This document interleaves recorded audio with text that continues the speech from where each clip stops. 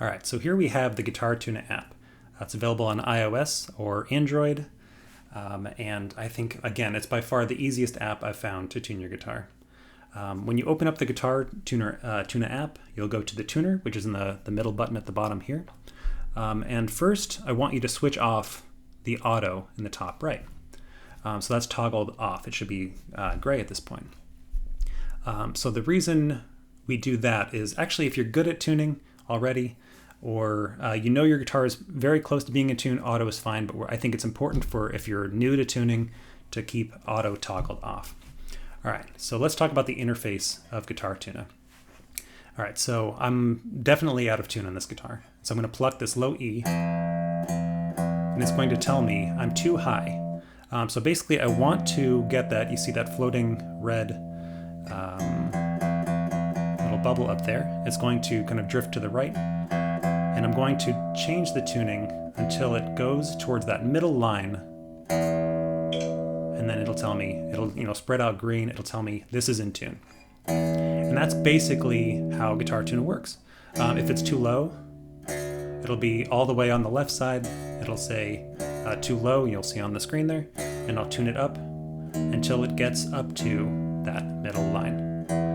Now, one big question that beginners have is which way do I turn it, left or right to make it higher or lower? That's actually different on every single guitar. The way your strings are strung and also just the make of your guitar, it might be a little bit different. And even if I told you, just turn it left or right. So the easiest way really to do it is by trial and error and by little at a time. So again, let's kind of figure that out a little bit. So on the top right, again, you want to make sure that's still off on gray. We have the low E selected. So just like tap that button, low E. And so let's say, my guitar is reading that. And so if you go really slowly, you can see I'm turning it one way. It's drifting the wrong way. So I want to drift it back the other way towards the middle line. All right. Now let's go on to the A string. So I'll tap the A right there, and it'll even give you what the pitch should sound like. And I can definitely sound that I'm off, and it's telling me that I'm a little bit low. So I'm going to turn it very slowly, and it looks like I'm going the wrong way. So I want to turn the other way. And again, you want to do it very slowly, because if you kind of turn it like way too tight, your string could break. So you want to be very careful. All right, so where am I? I'm on the A, I'm way too low.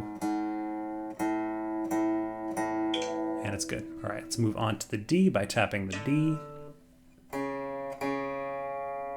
Looks like I'm a little low. Until it drifts there. Let's turn the G now, and I'll use again that method of going down the string to the G, tied to this peg over here, closest to this tuning key. So that's the tuning key I want to select.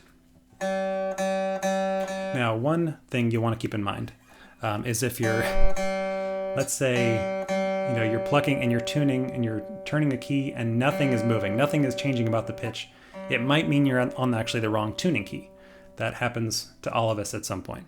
All right, so I'm on the G, and I want to make sure, I just want to turn it a little bit at a time, a little bit too far, so I got to go back the other way.